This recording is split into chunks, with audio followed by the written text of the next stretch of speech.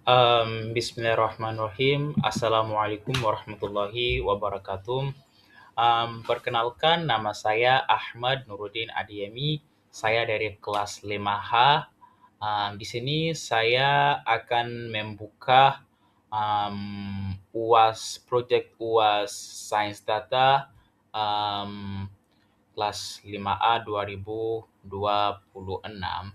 Di sini ada teman-teman saya juga, Ilham Fadlil, Ari Christian, Muhammad Fazli, Rafli Alamsyah, Putra Nugaha, dan saya sendiri, Ahmad Nuruddin.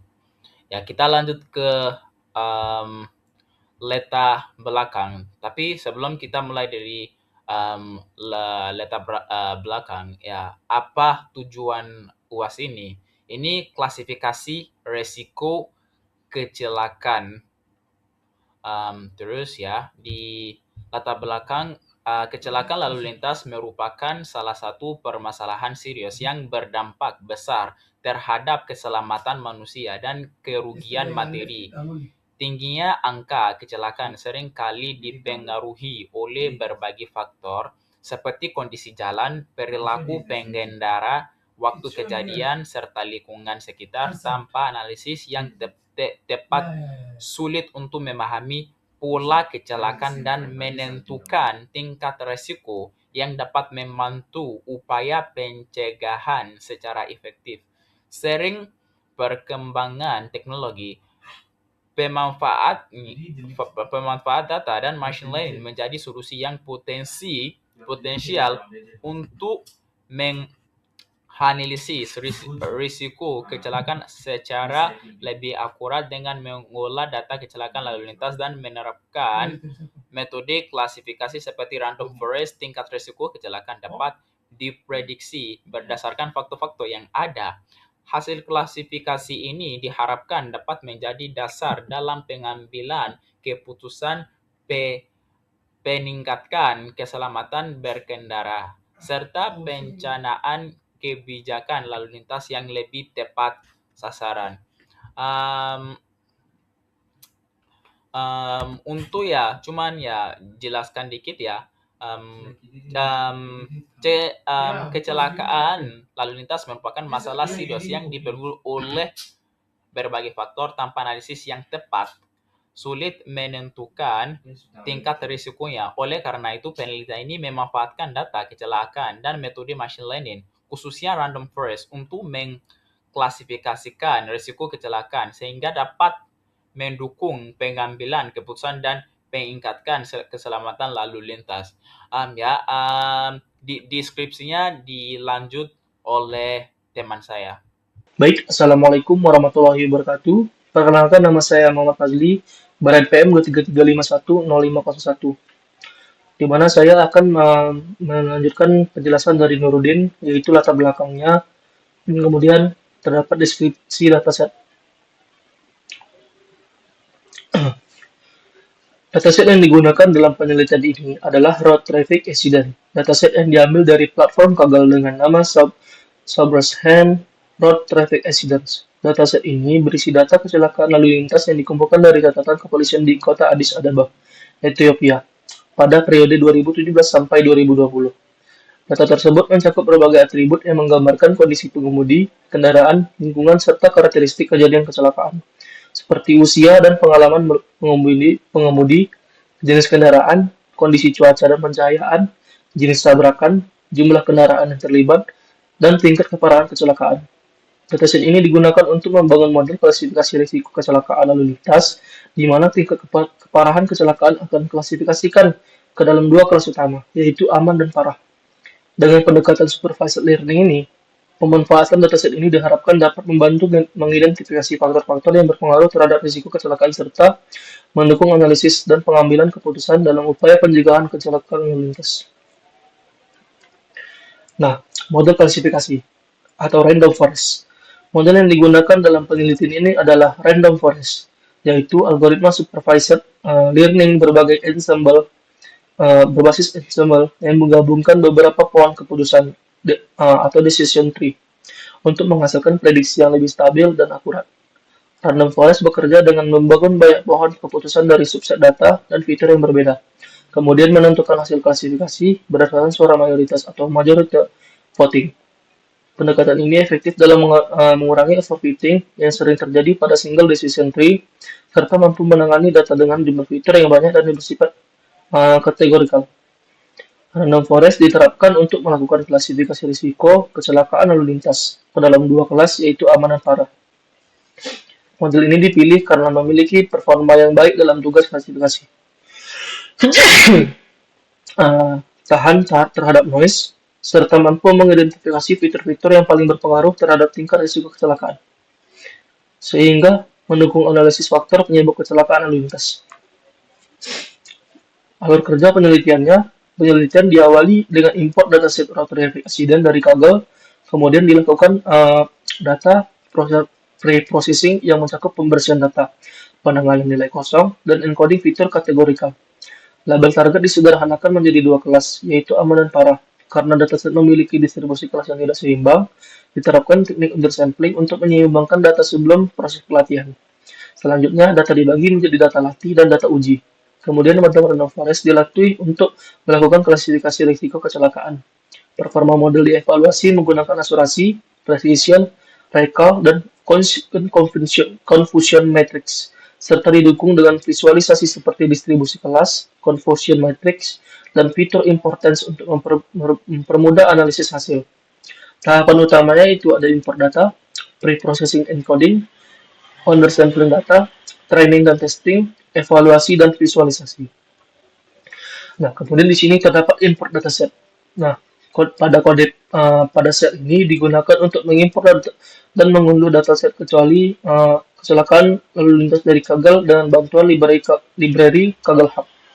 Perintah dataset download akan mengambil versi terbaru dari dataset road traffic accident dan menyimpannya secara otomatis di sistem. Output yang muncul menunjukkan proses unduhan berjalan hingga 100%, termasuk proses ekstraksi file serta menampilkan lokasi folder dataset. Meskipun terdapat peringatan bahwa versi Kaggle Hub yang digunakan belum terbaru, proses tetap berhasil dan dataset siap digunakan untuk tahap analisis selanjutnya. Baik, itu saja yang dapat saya sampaikan. Selanjutnya akan dijelaskan oleh teman saya. Assalamualaikum warahmatullahi wabarakatuh. Perkenalkan, nama saya Putra Nugraha, kelas A, NPM 2335117. Di sini saya akan melanjutkan presentasi dari kawan saya, yaitu presentasi tentang praktikum UAS Sains Data. Di sini saya akan melanjutkannya, yang dimana saya akan melanjutkan di baca file CSV. Jadi pada sel ini dilakukanlah proses mencari dan membaca file CSV dari dataset yang telah diunduh sebelumnya. Program ini secara otomatis ia menelusuri folder dataset untuk menemukan file berformat. Kemudian CSV ini menampilkan sebagai output untuk memastikan file ini berhasil ditemukan. Setelah itu, data dibaca menggunakan Pandas dan ditampilkan pesan bahwa berhasil di-load. Lengkap dengan informasi ukuran dataset yaitu 12.316 baris dan 32 kolom. Output terakhir berupa tampilan 5 data teratas yang berfungsi untuk memastikan struktur data, nama kolom, dan isi data sudah terbaca dengan benar sebelum masuk ke tahap pengolahan dan analisis selanjutnya. Dan yang selanjutnya, cleaning dan preprocessing. Pada sel ini dilakukan tahap cleaning dan preprocessing data sebelum data digunakan untuk analisis dan pemodelan. Pertama, program menampilkan jumlah sel kosong sebelum cleaning, yaitu sebanyak 2085 sel, sebagai gambaran kondisi awal data. Selanjutnya, nilai kosong diisi menggunakan strategi imputasi, yaitu dengan mengganti data kosong dengan nilai yang paling sering muncul atau modus atau nilai unknown pada beberapa kolom tertentu. Setelah proses pengisian dilakukan, sisa data kosong yang masih ada dihapus agar data menjadi lebih bersih dan konsisten. Selain pembersihan data kosong, pada sel ini juga dilakukan rekayasa fitur waktu dengan mengubah kolom time menjadi bentuk jam hour agar lebih mudah dianalisis oleh model. Kolom yang dianggap tidak relevan akan tidak dibutuhkan, seperti time dan notes. Kemudian dihapus. Output setelah cleaning menunjukkan bahwa jumlah sel kosong menjadi O, yang menandakan data sudah bersih. Terakhir, ditampilkan beberapa baris data untuk memastikan bahwa kolom HOR berhasil dibuat dan data sudah siap digunakan pada analisis dan permodelan selanjutnya. Nah, selanjutnya di sini encoding dan target engineering. Pada sel ini pula dilakukan encoding data dan pembentukan target engineering, agar dataset siap digunakan untuk model machine learning. Pertama, seluruh kolom yang masih berbentuk teks, kategori diubah menjadi angka menggunakan label encoder. Kecuali kolom accident severity yang disimpan untuk dijadikan target. Proses ini pula ditandai dengan output encoding, yaitu selesai. Serta tampilan contoh data yang menunjukkan bahwa nilai teks seperti hari, usia pengemudi, dan penyebab kecelakaan telah berhasil dikonversi menjadi bentuk numerik. Selanjutnya, kolom accident severity diubah menjadi target biner bernama risk_target. Tingkat cedera slight injury dikategorikan sebagai risiko ringan 0. Sedangkan serious injury dan fatal injury digabung menjadi risiko berat atau berbahaya, yaitu 1. Output distribusi target menunjukkan jumlah data pada masing-masing kelas, yaitu 5754 data risiko ringan dan 1386 data risiko berat. Hasil ini menegaskan bahwa target klasifikasi telah berhasil dibentuk dan siap digunakan pada tahap pelatihan model. Dan yang selanjutnya, yang terakhir, encoding dan target engineering. Pada sel ini dilakukan pembagian data dan pembagian kelas sebelum model dilatih. Pertama, dataset dipisahkan menjadi fitur X dan target Y, di mana kolom accident, severity, dan risk target dikeluarkan dari fitur karena risk target sudah menjadi jawaban yang akan diprediksi. Selanjutnya, data dibagi menjadi data latih dan data uji menggunakan train test split dengan teknik straddle fit, sehingga proporsi risiko ringan dan berbahaya pada data latih dan data uji tetap seimbang. Output awal menunjukkan bahwa data latih masih didominasi oleh kelas risiko ringan. Setelah itu, dilakukan penyeimbangan data latih menggunakan metode random undersampling. Teknik ini mengurangi jumlah data pada kelas mayoritas risiko ringan agar sama dengan jumlah data pada kelas minoritas risiko berbahaya. Output setelah penyeimbangan menunjukkan bahwa jumlah data risiko ringan dan berbahaya menjadi sama, yaitu 1109 data pada masing-masing kelas. Selain itu, ditampilkan juga data latih setelah penyeimbangan sebanyak 2218 baris dan jumlah data uji sebanyak 1792 baris, yang menandakan bahwa data itu siap digunakan untuk proses pelatihan dan model evaluasi model. Dan demikian pula itu yang dapat saya sampaikan. Lebih dan kurang mohon maaf. Assalamualaikum warahmatullahi wabarakatuh. Baiklah, di sini saya Zaki Syakib akan melanjutkan tentang presentasi kelompok saya, yaitu tentang dengan training model. Yang mana pada gambar itu adalah codingan step kelima atau yang bisa kita sebut dengan training model, lalu ada inisialisasi model dan prediksi atau kita sebut ujian. Kita meminta model untuk menebak data ujian dari nilai X test. Nah, pada penjelasan training model, pada sel ini dilakukan tahap pelatihan model machine learning menggunakan algoritma random forest.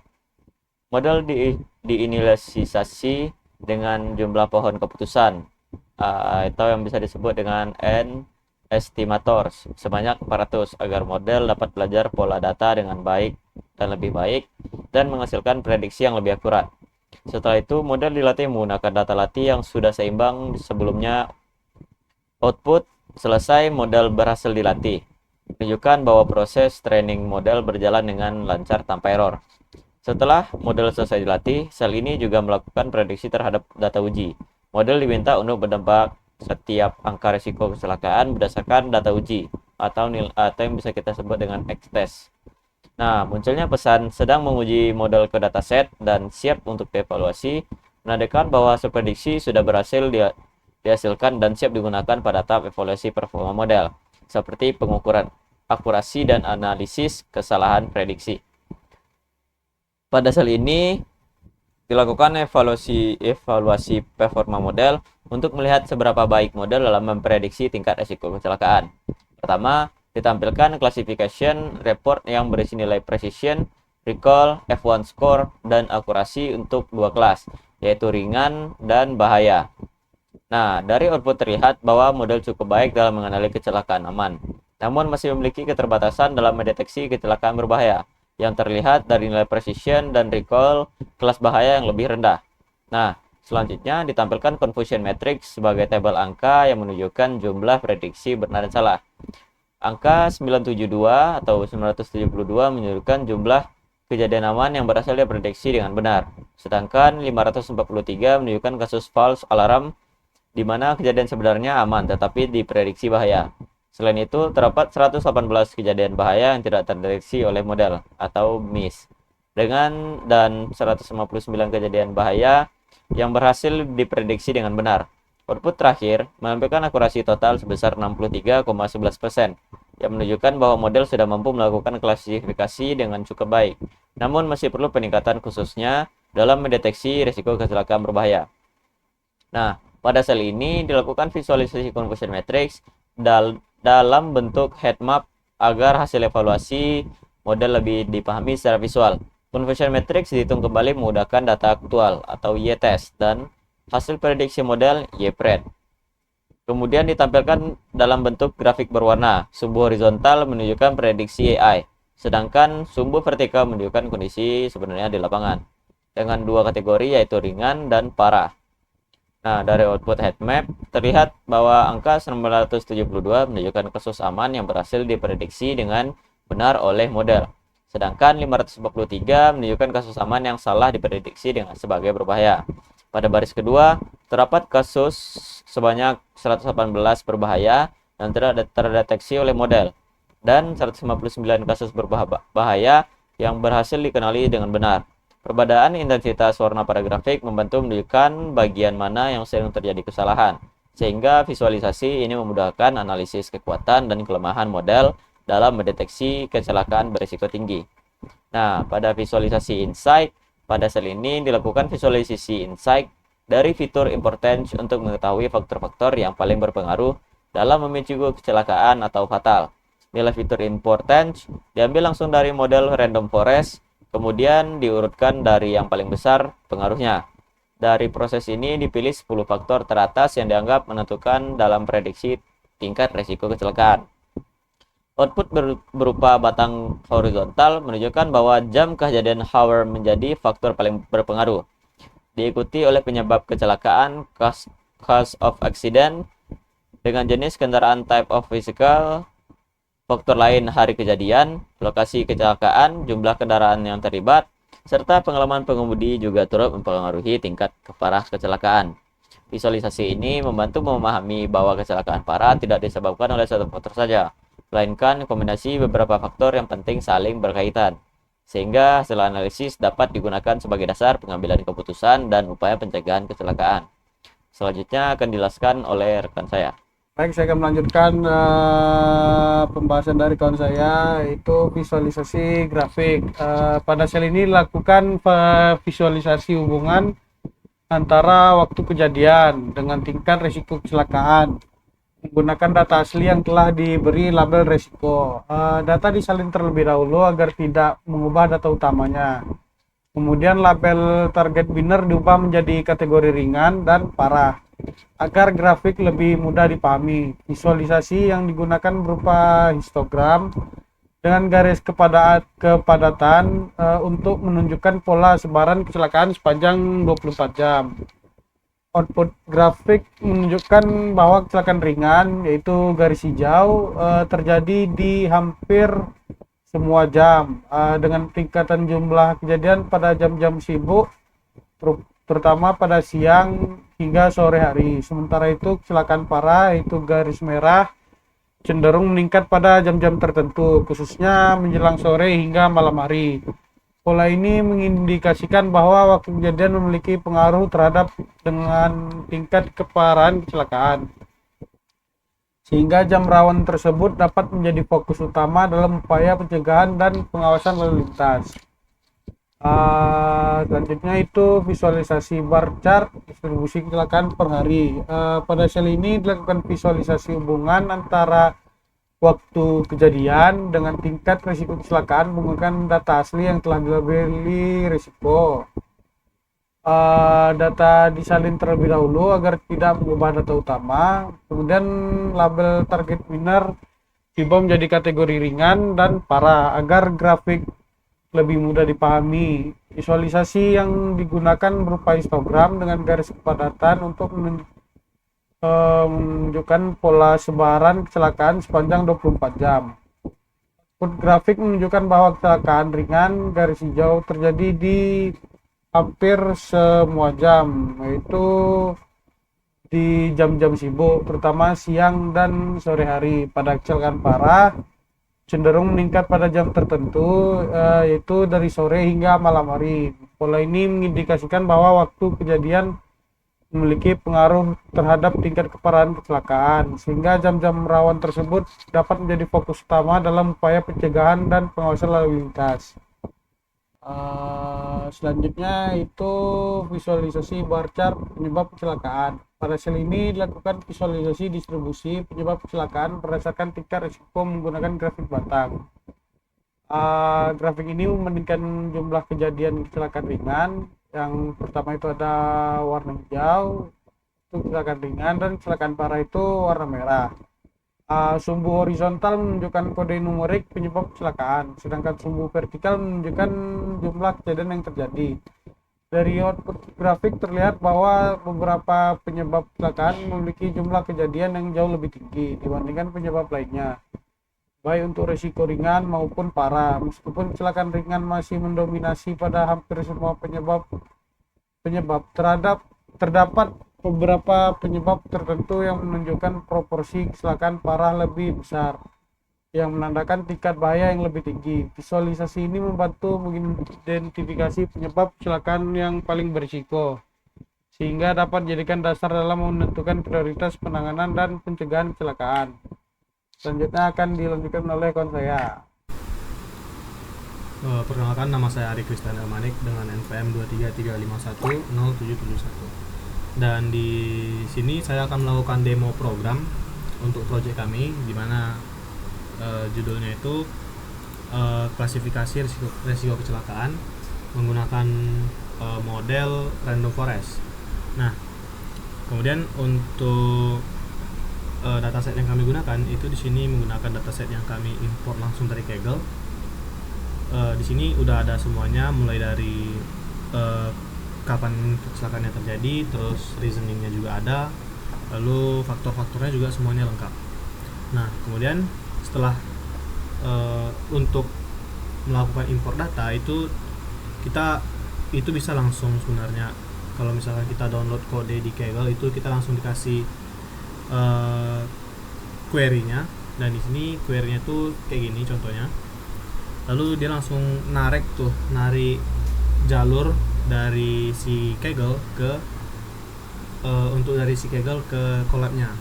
Nah, kemudian setelah kita udah punya jalurnya, kita tinggal ambil file si CSV-nya, datasetnya.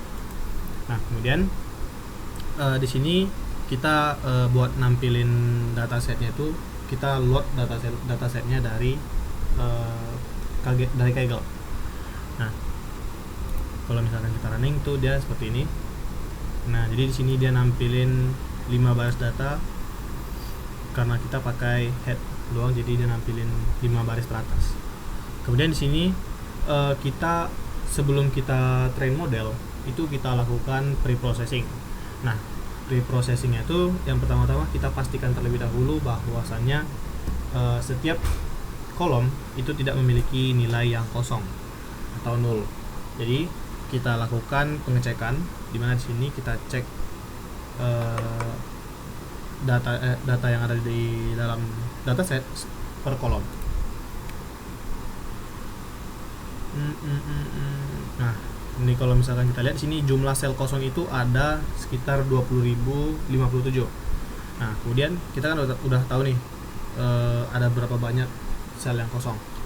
Nah, jadi itu kita tinggal lakukan pengisian nilai-nilai kosong ini menggunakan modus per kolomnya. Jadi kalau misalkan contohnya kayak di kolom ini, di kolom educational level, jadi nanti itu kita cek dulu modus dari educational level ini, level edukasinya itu nilai yang paling sering muncul itu apa. Jadi di sini ada beberapa nilai yang paling sering muncul. Salah satunya itu adalah junior high school yang menjadi modus untuk kolom level edukasi. Nah, untuk mengeceknya itu kita jalankan aja ini program yang udah di sini. Nah, program yang ada di sini itu menjalankannya pertama-tama itu menggunakan sebuah perulangan, di mana perulangannya itu akan melakukan perulangan per kolom demi kolom.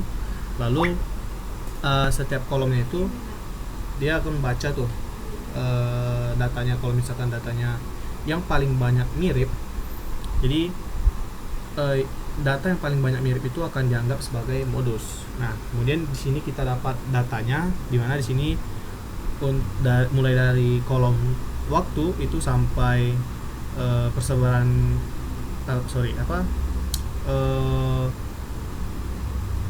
efek dari sebuah insiden.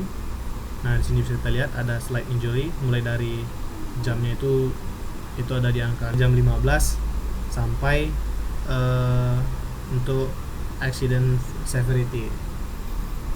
Kemudian di sini kita kan udah nemu nih nilai modusnya apa, 15.30 Friday atau Jumat. Terus di sini ini kalau misalkan kita lihat di sini itu kan kita udah dapat nih nilai modus per kolomnya.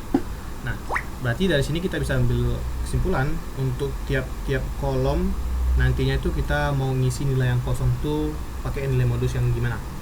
Nah, kemudian di sini kita lihat ke sel berikutnya. Nah, di sini kalau kita lihat di sini itu ada nama-nama per kolom, kemudian ada nilai modusnya. Nah, jadi di sini kita menginisialisasikan kolomnya itu akan diisikan, kolom yang nilainya kosong itu akan diisikan dengan nilai apa. Nah, contohnya kayak educational level. Nah, di sini nilai educational level itu akan diisi dengan kalau misalkan ada yang kosong itu akan diisi dengan nilai junior high school. Gitu juga dengan kolom-kolom yang lainnya, mulai dari educational level, vehicle driver relation, terus ada driving experience dan seterusnya. Nah, kemudian di sini kalau kita lihat itu ada data frame fail non available. Jadi di sini di sini fungsinya nanti buat ngisi si nilai yang kosong-kosong tadi. Nah, kemudian di sini ada konversi atau pengubahan. Di sini kan waktunya itu kan tadi ada jam, menit, dan detik. Nah, kemudian nilai jam, menit, dan detiknya itu kita cuman ambil format jamnya aja. Nah, jadi menit dan detiknya itu kita bulatin jadi kita ngambil cuman jamnya doang. Oke, kemudian di sini ada dimana di sini kita menghapus kolom waktu dan note. Nah, ini tujuannya karena kalau kita lihat di dalam dataset itu ada kolom note yang teksnya tuh terlalu panjang dan tidak terlalu berpengaruh untuk dataset. Jadi data-data yang seperti itu sebaiknya dihilangkan saja. Nah, kemudian di sini kita coba jalanin. Nah, dari sini kita bisa lihat dan statusnya juga kalau misalnya ada yang kosong itu semuanya udah berhasil diisi. Nah, itu kita coba tinggal cek aja lagi Caranya tinggal kita cek di sini. df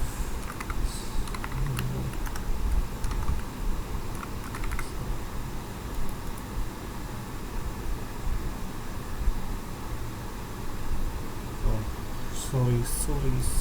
Nah, gini aja.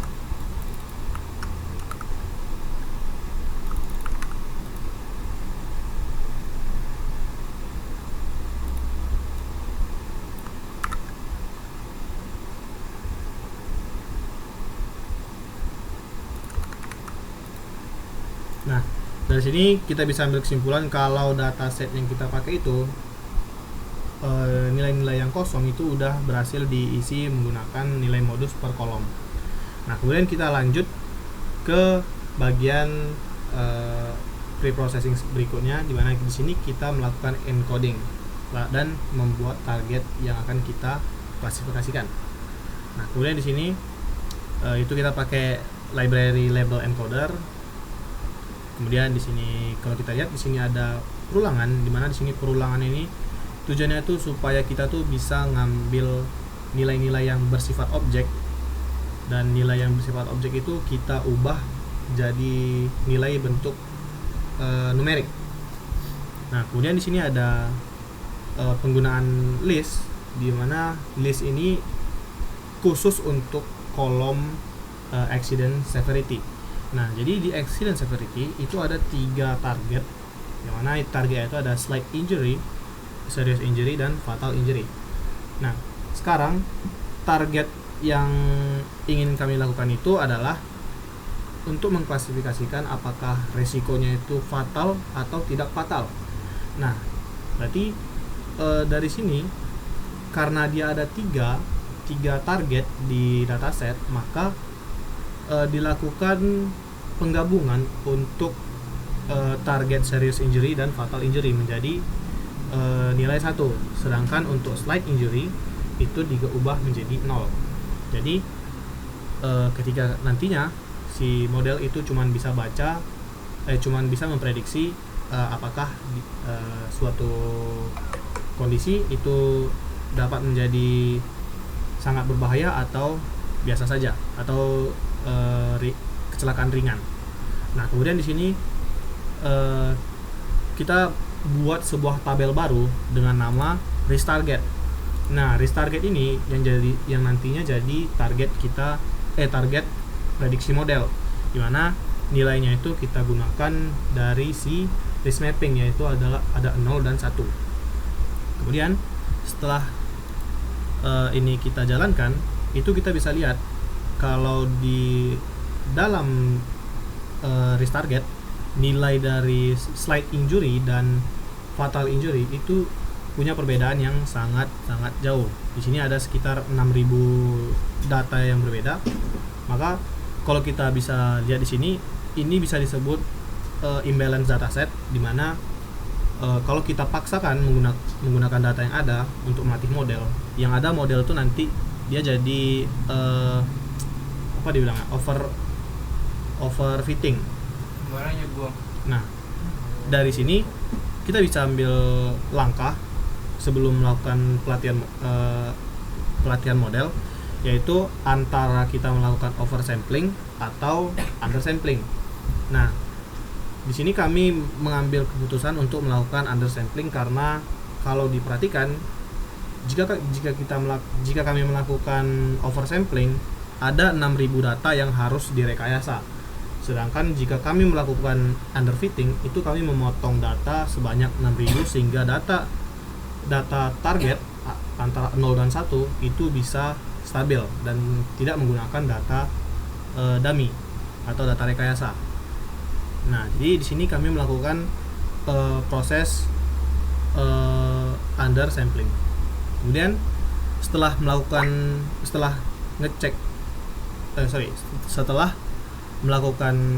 scaling dataset, di sini proses melakukan split datanya dan proses dari penginisialisasian target, dan juga di sini melakukan undersampling dataset. Nah, kalau kita lihat di sini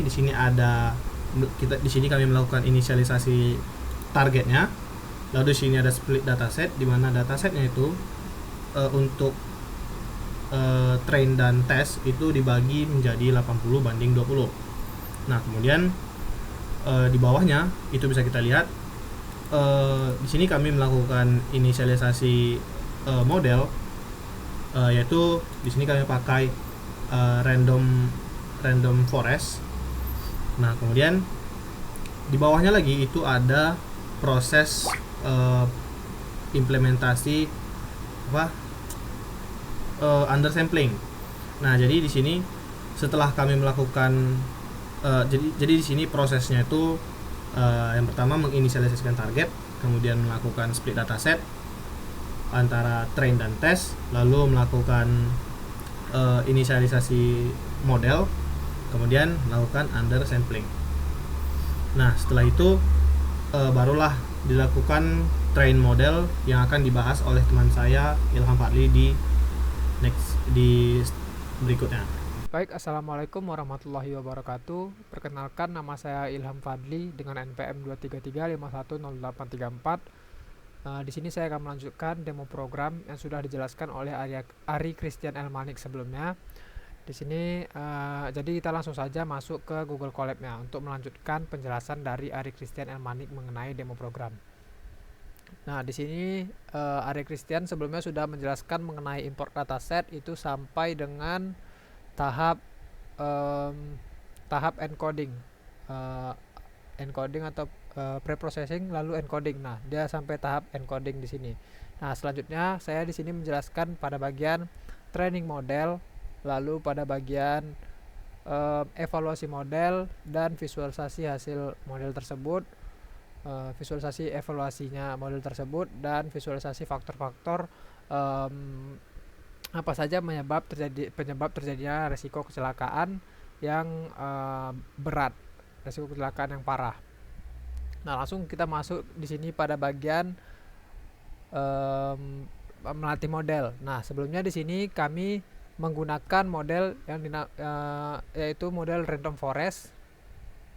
Sini langsung saja kita import library-nya dari random forest classifier, kemudian kita latih modelnya menggunakan data train yang sudah kita seimbangi sebelumnya. Nah, jadi dari penjelasan Ari tadi itu mengenai datanya itu kan terjadinya data yang tidak seimbang karena banyaknya data yang terjadinya risiko kecelakaan ringan dibandingkan terjadinya risiko dibandingkan risiko kecelakaan berat. Nah, jadi terjadinya imbalance datanya tidak seimbang. Jadi tadi sebelumnya ada sudah menjelaskan kami menggunakan teknik undersampling, yaitu mengurangi data yang banyak tersebut, data yang ringan tadi. Jadi kan di sini kami menggunakan dua klasifikasi, yaitu ringan dan berat.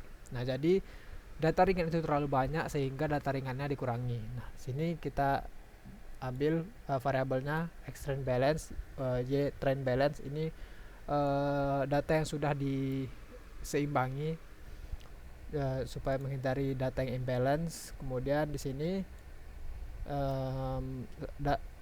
model berhasil dilatih dan siap untuk dievaluasi. Nah, sini bisa kita lihat outputnya.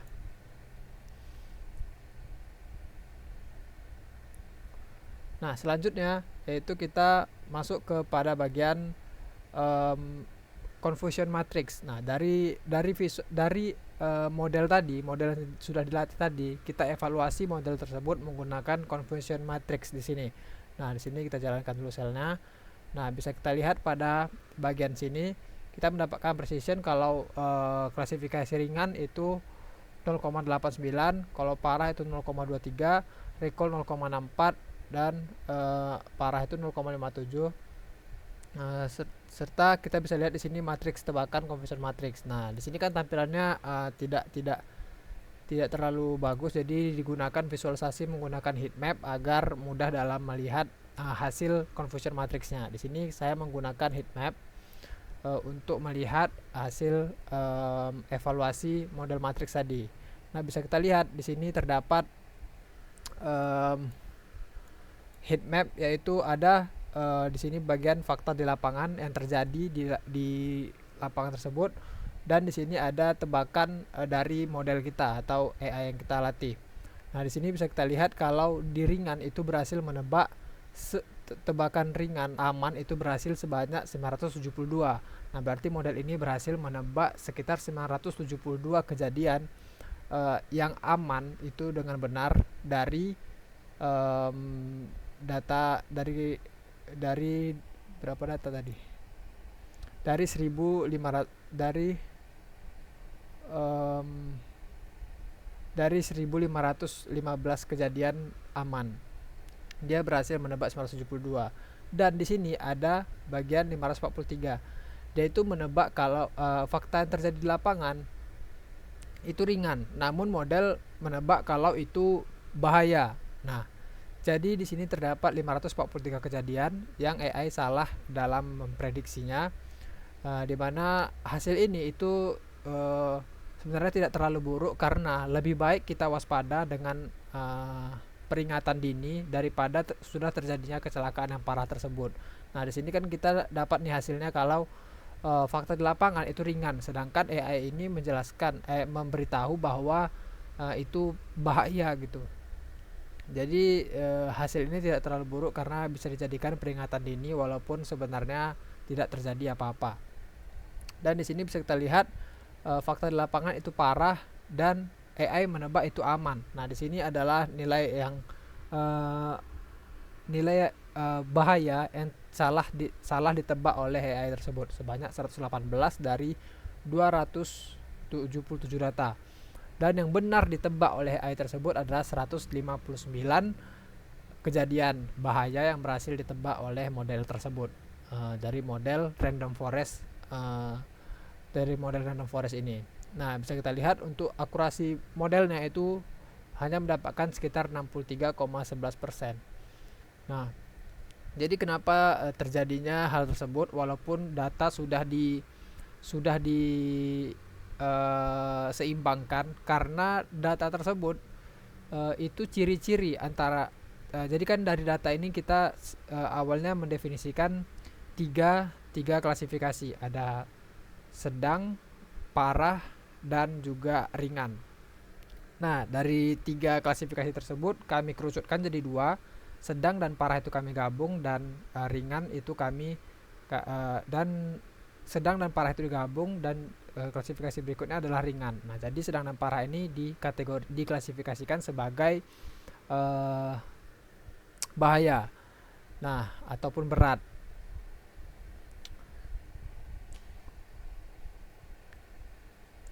Nah, jadi selanjutnya setelah kita dapatkan hasil ini, kita lanjut ke melihat faktor-faktor apa saja yang penyebab terjadinya kerusakan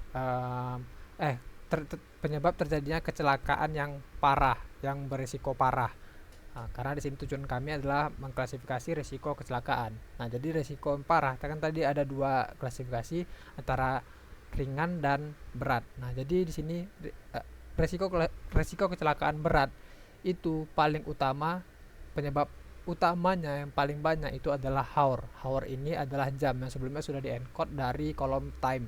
Nah, di sini bisa kita lihat kalau paling tinggi itu adalah hour. Nah, jadi bisa dapat kita simpulkan. Nah, jadi karena yang paling tinggi itu hour, kami mencari tahu bagaimana di jam berapa kejadian tersebut paling banyak terjadi. Nah, bisa kita lihat di visualisasi berikut pada faktor hour. Nah, pada faktor jam di sini. Nah, bisa kita lihat di sini kecelakaan itu paling banyak terjadi di jam 15 sampai di jam 20. Nah, dari jam 3 sore sampai jam 8, atau bisa kita kerucutkan lagi dari jam 7 sampai dari jam 5 sampai jam 7. Nah, bisa kita lihat ini adalah jam-jam krusial di mana banyaknya orang yang pulang kerja, mungkin mereka kelelahan karena pulang kerja, ataupun jam-jam yang krusial banyaknya pengemudi di jalanan. Nah, ini seringkali terjadinya penyebab kecelakaan, dan paling banyak risiko kecelakaan besar itu berada di jam tersebut. Nah, selanjutnya faktor berikutnya di sini sini kami ambil day of week dulu. Nah, jadi di hari apa sih paling sering terjadinya kecelakaan dengan resiko ringan maupun berat? Sini bisa kita lihat hasil visualisasinya. Yang paling banyak itu pada hari Jumat. Nah, hari Jumat itu paling banyak terjadinya kecelakaan di hari Jumat tersebut. Nah, sebelumnya ini day mapping ini adalah karena kan sebelumnya tadi kolom dari hari day of week itu di encoding menjadi angka yang bisa dimengerti oleh komputer. Nah, jadi untuk visualisasinya di sini kami tampilkan dalam bentuk teks biar mudah untuk membaca datanya. Dan yang terakhir itu kami memvisualisasikan penyebab kecelakaan. Nah, penyebab kecelakaan berdasarkan tingkat risiko. Nah, di sini risiko ringan itu paling banyak terjadi pada ini encode 10. Nah, di sini kami belum mengubahnya, tapi di sini sudah saya buatkan kode untuk melihat 10 itu apa hasil dekodenya. Sini no distancing. Nah, apa itu no distancing? Kita coba Google Translate.